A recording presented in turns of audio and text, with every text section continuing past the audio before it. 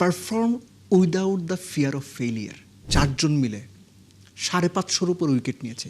অস্ট্রেলিয়াতে আপনি চিন্তা করেন মুশফিকুর রহিমের 21 বছরের ক্যারিয়ার, অস্ট্রেলিয়ার মাটিতে অস্ট্রেলিয়াকে ফুল স্ট্রেংথ অস্ট্রেলিয়ার সঙ্গে যে বোলিং অ্যাটাকটা সব মিলে 1600-এর বেশি উইকেট নিয়েছে। বদলে কিভাবে গেল এটার উত্তর দিতে পারবে শান্ত। অস্ট্রেলিয়ার মাটিতে নতুন এক ইতিহাস লেখার পথে বাংলাদেশ। 23 বছর পর টেস্ট খেলার আমন্ত্রণ পেয়ে সেটাকে অক্ষরে অক্ষরে কাজে লাগাচ্ছে টিম টাইগার্স। বোলিংয়ের পর ব্যাটিংয়ে অদম্য নাজমুল অ্যান্ড কোং।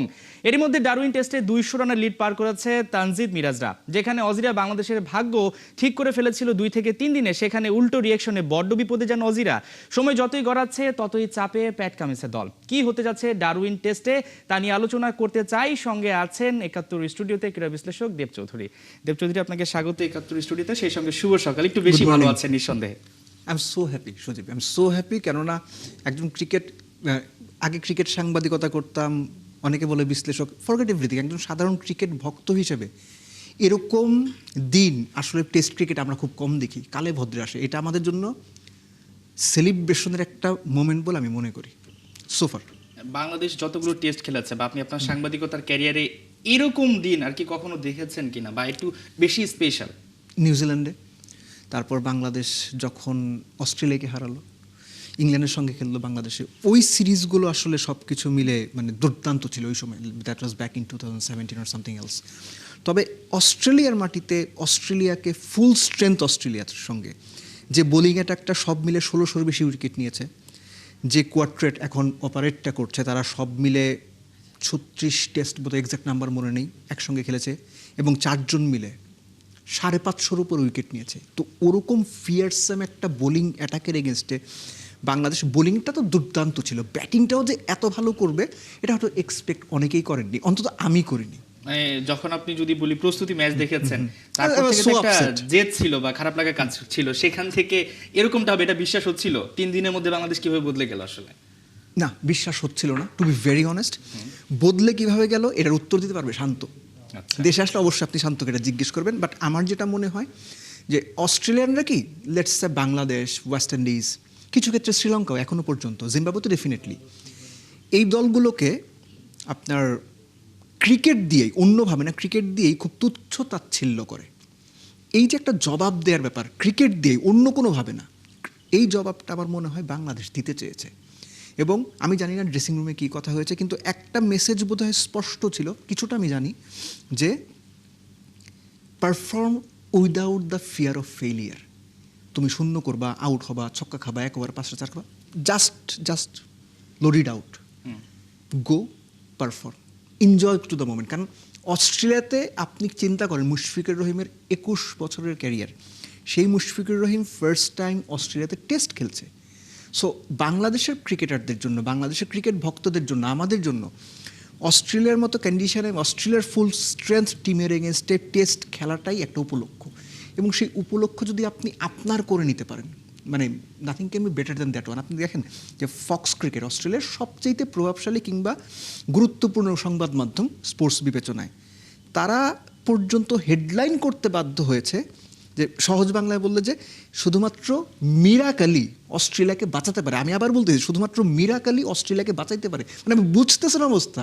সো এই যে সম্মান ছিনিয়ে নেওয়ার ব্যাপারটা, যে we are Bangladesh, we can play test cricket. আপনি খেয়াল করে দেখেন বাংলাদেশ গত 20 টেস্টেই বোধ হয় 6টা না 7টা দিচ্ছে, 8টা দিচ্ছে। সো এই যে বাংলাদেশ টেস্ট খেলতে পারে না, সুযোগ কম পায়, বা আমরা খারাপও খেলেছি বিভিন্ন সময়, এটাও সত্যি, কিন্তু কন্টিনিউ টেস্ট কালচারের মধ্যে থাকলে, কন্টিনিউ টেস্ট খেললে সেটা বাংলাদেশকে হয়তো ক্রমান্বয়ে সময়ের সঙ্গে আরও ফর্মেডেবল একটা টেস্ট সাইডে পরিণত করবে। আমি জাস্ট ছোট্ট একটা স্ট্যাট দিই, গত 14 টেস্টে অস্ট্রেলিয়া জাস্ট 2 বারই 100 ওভারের বেশি বল করছে। মেলবোর্নে ভারতের এগেনস্টে 2024-এ, অ্যাডিলেইডে ইংল্যান্ডের এগেনস্টে গত বছর 25-এ, তারপর এই ম্যাচে আমি যখন এই আলোচনাতে বসেছি তখন গত 2 বছরের মধ্যে অস্ট্রেলিয়া পার্টিকুলার কোনো টেস্টে, পার্টিকুলার কোনো ইনিংসে সবচেয়ে বেশি ওভার অলরেডি করে ফেলেছেন, দ্যাট ইজ বাংলাদেশ। এটাতে অভ্যস্ত না, মানে আমরা এসে যে এই ধরনের অস্ট্রেলিয়া অভ্যস্ত না। সো বাংলাদেশ তাদের যে আইবল টু আইবল কন্ট্যাক্ট করে অ্যাকর্ডিং টু প্ল্যান অস্ট্রেলিয়াকে যে প্রেশারটা দিয়েছে, দ্যাট ইজ ইনক্রেডিবল। এই টেস্ট বাংলাদেশ হারতে পারে, দ্যাটস ফাইন, কিন্তু এই যে টানা 2.5 মানে 2 দিন এবং ফার্স্ট সেশন বাংলাদেশ যেভাবে ডমিনেন্স দেখিয়েছে, যে মেন্টালিটির পরিচয় দিয়েছে, যে কামনেস দেখিয়েছে, যে এক্সপোজার দেখিয়েছে, এইটা আসলে তুলনাহীন। নিঃসন্দেহে আমরা অনেকগুলো প্রশংসা করছি বা দেখছি, তার পাশাপাশি তো একটু আক্ষেপ আছে প্রশংসা করা চৌধুরী। উচিত। এবং সেটা তো করবোই আমরা, সেই দিকে যাচ্ছে বাংলাদেশ এখন পর্যন্ত। যদি বলি একটু টেইল এন্ডার ব্যাটার যারা রয়েছেন, যদি হাসান মাহমুদের ওই ইনিংসটাই বলি, যে যেভাবে আসলে তিনি আঁকড়ে ধরেছেন, হয়তো গতকালই অল আউট হয়ে যেতে পারতো বাংলাদেশ, এবং আজকের দিনে উইকেট পড়ার পরও কিন্তু মেহেদী মিরাজকে সঙ্গ দিয়ে যাচ্ছেন তাসকিন এখন পর্যন্ত।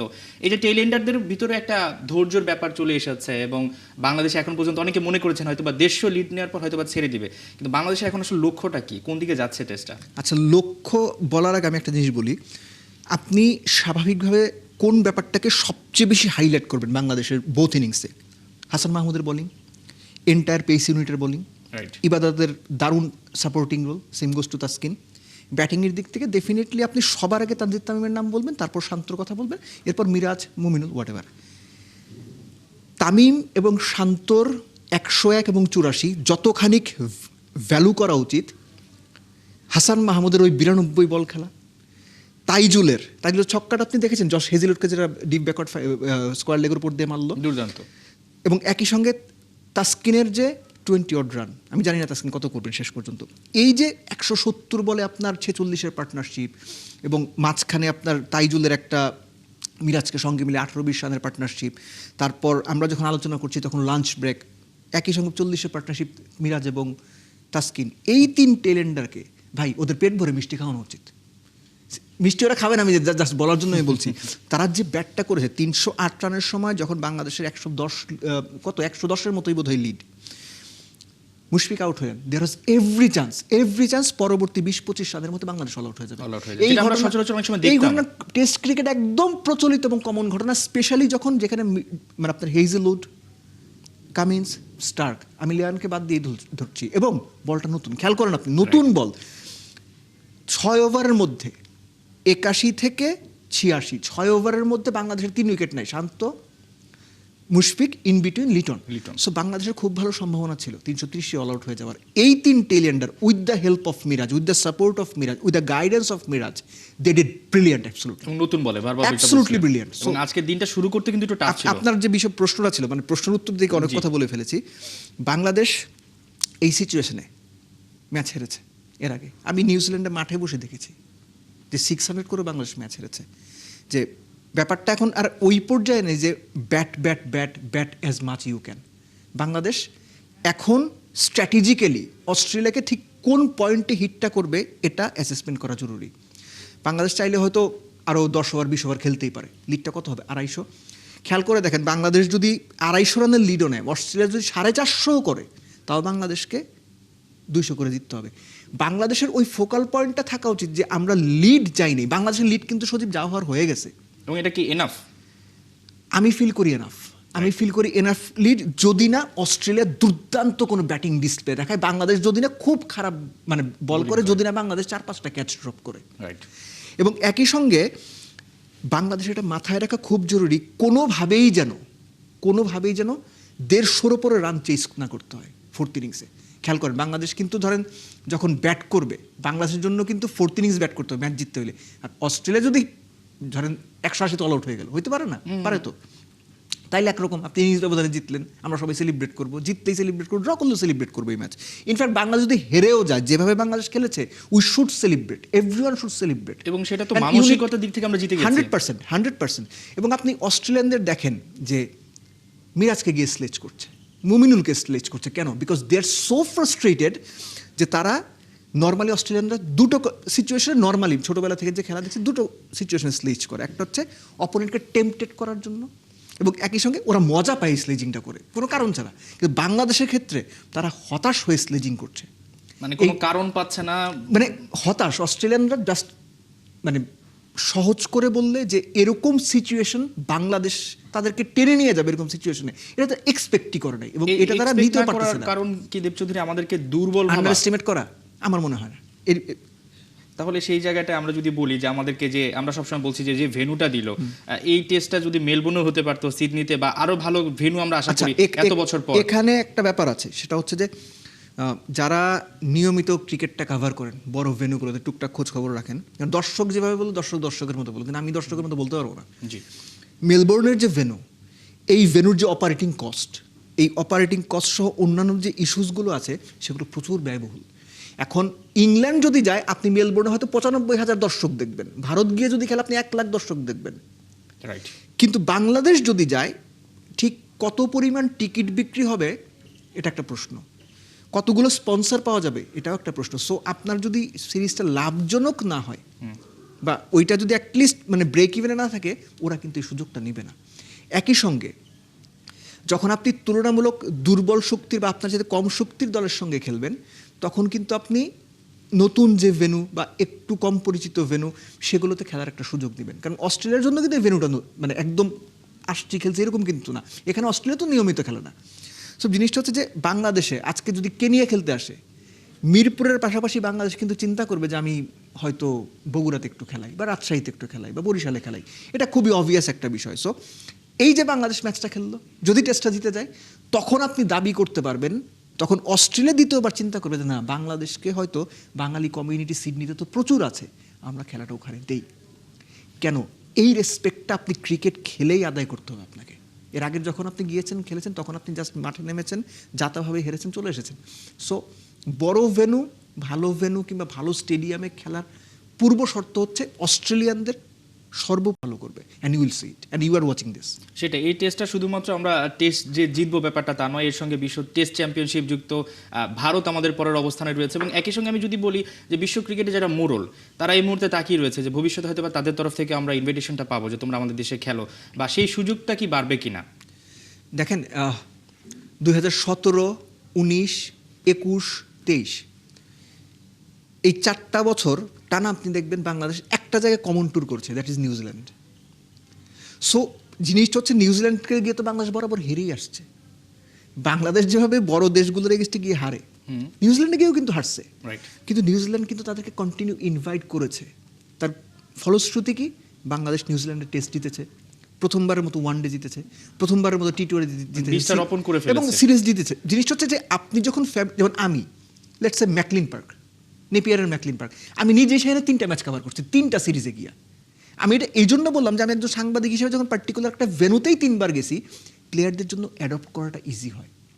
একটা টিমের অর্ধেক প্লেয়ার যদি ওই মাঠে খেলে থাকে, ও জানে যে কোন পাশের বাউন্ডারিটা ছোট, বাতাস কোন দিক থেকে আসলে বোলারটা জানে যে এই সময় আমার ইনসুইংটা করতে সুবিধা হবে। সো আমি জাস্ট বলতেছি, সো যখন আপনি কন্টিনিউয়াস বড় দলের এগেনস্টে বা ভালো টিমগুলোর এগেনস্টে তাদের সঙ্গে ইনভাইটেশন পাবেন, খেলবেন, সময়ের সঙ্গে সঙ্গে আপনি ভালো করবেন। আপনি খেলান না বাংলাদেশকে, আগামী 10 বছরে 4টা সিরিজ অস্ট্রেলিয়া খেলান না, 8টা টেস্ট খেলুক না বাংলাদেশ, 10টা টেস্ট খেলুক, আপনি দেখবেন বাংলাদেশ 2টা টেস্ট ড্র করছে, 1টা টেস্ট জিতছে। 5টা তো খুব খারাপভাবে হারবে, কিন্তু বাংলাদেশ 2টো টেস্ট জিতে আসবে। পাকিস্তানে হয়েছে না, 2টো টেস্ট জিতে আসে। আপনি চিন্তা করছিলেন পাকিস্তান হোয়াইট ওয়াশ হবে নিজের মাটিতে? বাংলাদেশে পাকিস্তানকে হোয়াইট ওয়াশ করেছে, that's a different case. West Indies প্রতি 2 বছর 2.5 বছর আমরা ওয়েস্ট ইন্ডিজে যাচ্ছি, বাংলাদেশ জিতে এসেছে সেখানে। সো এই জিনিসগুলো খুব ইম্পর্টেন্ট যে আপনি সুযোগটা পাচ্ছেন কিনা। বাট এই যে when you are earning the respect from the cricketing world globally, তখন ক্রিকেট প্লেয়িং বড় দেশগুলো একটা সময় গিয়ে ভাববে যে না, বাংলাদেশ এখন যে অবস্থাতে আছে তাদের টেস্ট খেলার জন্য ইনভাইট করা যায়। আপনি এত বছর পর লর্ডসের টেস্ট খেলার সুযোগ পাচ্ছেন ইংল্যান্ডে গিয়ে, ইংল্যান্ডে এরকম একটা চাপে ফেলেন না, পারলে ড্র করেন না, হারায় দেন না। আপনি 2 বছর মধ্যে আপনার ইংল্যান্ডে গিয়ে 2টো টেস্ট খেলতে পারবেন। সো ইংল্যান্ডে তো বাংলাদেশের কমিউনিটি অনেক বড়। So things are like that. But above everything, Bangladesh যেটা করেছে এখনও পর্যন্ত অস্ট্রেলিয়ার এগেনস্টে দ্বিতীয় দিনের প্রথম সেশন পর্যন্ত, অ্যাবসলিউটলি স্টানিং, ব্রিলিয়ান্ট, আউটস্ট্যান্ডিং। নিঃসন্দেহে টেস্ট চ্যাম্পিয়নশিপে বাংলাদেশ 4র্থ অবস্থানে আছে। যদি এই টেস্টে আমরা ধরে নিচ্ছি যে জিতবে, যেভাবে আসলে আগাচ্ছে ধরে নেওয়া উচিত যে বাংলাদেশ জিতবে, এবং সেখানে তারা যেটা বলছিল যে 2 থেকে 3 দিনে শেষ হবে, যেটা আমাদের সবচেয়ে বেশি শোনা লাগছে। ইভেন যখন আমরা ম্যাচের আগের দিন সেখানেও সাংবাদিকদের প্রশ্নের মুখে হওয়া লাগছে, এবং অজিদের আসলে একটা মাইন্ড সেট আপ চলে এসেছিল যে পিচ কিউরেটর, তার মধ্যেও যেমনভাবে পিচটা তৈরি করা হচ্ছিল যে হয়তো বা 5 দিন লড়তে পারবে কিনা, সেটা একটা ব্যাপার ছিল। সবকিছু মিলে এই যে একটা জবাব যে বাংলাদেশ 5 দিন টেস্ট না, তার আগেই তোমাদেরকে হারিয়ে দিয়ে এসেছে, এটা তো বাংলাদেশকে আরো এনার্জি দেবে। এটা বাংলাদেশকে যতটুকু এনার্জি দেবে তার চেয়ে বড় কথা হচ্ছে যে বাংলাদেশে যারা ইন্ডিভিজুয়াল প্লেয়ার্স আছেন, একটা টিম, এটা তো আসলে কিছু মানুষের সমষ্টি। প্রতিটা মানুষ, লেটসে তাসকিন, আমি জাস্ট লোয়ার অর্ডার যেহেতু খুব ভালো ব্যাট করছে তাদের কথা বলছি, লেটসে হাসান মাহমুদ, এই যে 90টা বল খেলা, 90টা বল উইকেটে থাকা দেশের জন্য, নিজের দলের জন্য, এটা হাসানের শোল্ডারকে অনেক বড় করে দেবে। তাসকিন বিলিভ করবে ভাই আমি 2টা ছক্কা মেরে দিতে পারবো, তাস্কিনের সাথে কথা বলে দেখেন, ও এভাবেই কথা বলে তাস্কিন যে ভাই মেরে দিমু। সো এই যে মাইরা দিমুর যে ব্যাপারটা, যে তাইজুল হেজেলউডকে যে ছক্কাটা মারলো, ট্রাস্ট মি, আমি আই ওয়াজ জাস্ট থিঙ্কিং যে সামওয়ান ফ্রম ক্যারিবিয়ান, যে ব্রায়ান তাইজুল এরকম, যে 6টা মারছে। আমরা ড্রেসিং রুমে দেখছিলাম যে দারুণ একটা পরিবেশ সেই খুবই সময়টায়। স্বাভাবিক, কারণ এক্সপেক্ট করেন নাই। এই ঘটনাগুলো কি পুরো ড্রেসিং রুমকে, প্রত্যেকটা ইন্ডিভিজুয়াল, আমি শুধু ক্রিকেটারদের কথা বলছি না, কোচ, টিম ম্যানেজমেন্ট, ফিজিও, মিডিয়ার সঙ্গে যারা আছেন, লজিস্টিক, সবার মধ্যে ওই বিলিফটা, ইয়েস উই ক্যান, এই বিলিফটা খুব ইম্পর্টেন্ট। টিম যখন ভেতরে ড্রেসিং রুমে বিলিভ করা শুরু করবে যে পারবো, এই পারাটা ওই জায়গা থেকে আসে, মাঠ থেকে আসে, যে যখন কেউ ভালো করছে, কোনো ইন্ডিভিজুয়াল, 2জন ইন্ডিভিজুয়াল, 5জন ইন্ডিভিজুয়াল, ওটা কালেকটিভলি তখন ড্রেসিং রুমের উপর খুব পজিটিভ একটা ভাইব তৈরি করে। বাংলাদেশের ড্রেসিং রুমে এবং all the players, coaching staff, management, সবার মধ্যে পজিটিভ ভাইবটা রয়েছে। সো আমার মনে হয় যে this is very important to go forward. Right, আমি তানজিদ তামিমকে যে জন্য নেওয়া হয়েছিল, তিনি তার দ্বিতীয় টেস্টে এসে সেঞ্চুরি দেখা পেয়েছেন এবং সেই সেঞ্চুরিটা হয়তোবা তিনি বড় করতে পারেননি, কিন্তু এই যে ভয় ধরেন ক্রিকেটটা, হয়তোবা প্রস্তুতি ম্যাচটা তার ভালো যায়নি। অর্থাৎ হাবিবুল বাশার সুমন যে কারণে তানজিদ তামিমকে এত দ্রুত টেস্টে নিয়ে এসেছেন, সেই ফলটা কি আমরা পাওয়া শুরু করেছে কিনা? প্রথম কথা হচ্ছে যে তানজিদ তামিম, আচ্ছা একটা ঘটনা বলি আপনাকে আমি। তানজিদ তামিম 130 বলে 141 করছিল এনসিএল এ প্রবাবলি। ওই সময়ের প্রধান নির্বাচক গাজী আশরাফ লিপু তামিমকে ডাইকা বলছিল এইভাবে টেস্ট খেলবে না, এইভাবে খেললে খেলানো যাবে না তোমাকে। বুঝছেন বিষয়টা? জি। 130 বলে 140 করছে, ওই প্লেয়ারের টেস্ট খেলানো যাবে না। তানজিদ তামিম যদি কখনো ইয়া হয়, মানে সুযোগ হয়, ওরা জিজ্ঞেস করেন, আমি জানি না সে বলবে কিনা। এখন থেকে 20 বছর আগেও শেহওয়াত গিলক্রিস্টে 100 স্ট্রাইক রেটে টেস্টে রান করতো। আমাদের প্রধান নির্বাচক ছিলেন গাজী আশরাফ লিপু, তিনি তানজিদ তামিমকে ডাইকা বলছিলেন 100 স্ট্রাইক রেটে 100 করলেও টেস্ট খেলা যাবে না। এই হচ্ছে তাদের সেট ছিল। সেই তুলনায় হাবিবুল বাশার সুমন ভাই, আমার মনে হয় হি টুক এ ব্রিলিয়ান্ট কল। এবং একই সঙ্গে এই যে তানজিদ তামিমের ফ্ল্যামবয়েন্ট কিংবা তার যে অ্যাবিলিটিটা ইউজ করার যে চিন্তাটা খুবই স্বচ্ছ, এবং একই সঙ্গে ভবিষ্যৎ চিন্তা করে আমার মনে হয় উনি এটা করেছেন। আমি এটা খুবই অ্যাপ্রিসিয়েট করি। এবং তানজিদ তামিম এই টেস্টে যদি শূন্যও করতেন, তাও তাকে এনাফ সুযোগটা দেওয়াটা খুব জরুরি ছিল। কেননা এখনকার সব টেস্ট টিমে আপনি দেখবেন একজন ওপেনার অন্তত থাকে who can score quick runs. আর তানজিদ মানে তামিমের মেরে খেলাটা বাদ না, দিতে হবে। তানজিদ আধুনিক তামিমের ক্রিকেট। 100টা কিন্তু আপনার ফ্ল্যামবয়েড 100 না, আমি বলবো ইট ওয়াজ ভেরি ক্যালকুলেটিভ 100।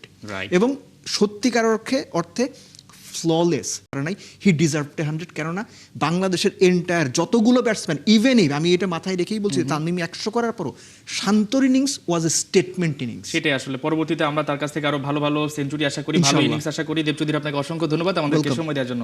দর্শক, আলোচনা করছিলাম বাংলাদেশের ইতিহাস রচনার পথে ডারউইন টেস্টটা হয়তোবা জিতেই যাবে কাল কিংবা পরশু।